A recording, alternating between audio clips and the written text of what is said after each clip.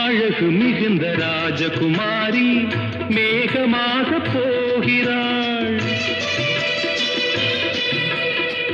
ஜரிகை நெளியும் சேலை கொண்டு மலையை மூட பார்க்கிறாள். பள்ளம் சிலர் உள்ளம் என ஏன் படைத்தான் ஆண்டவன்? பட்டம் பெற தேடுகின்றேன், எங்கே அந்த நாயகன்? மலையின் காட்சி இறைவன் ஆட்சி. செந்தாழம் பூவில் வந்தாடும் தென்றல் என் மீது மோதுதம்மா.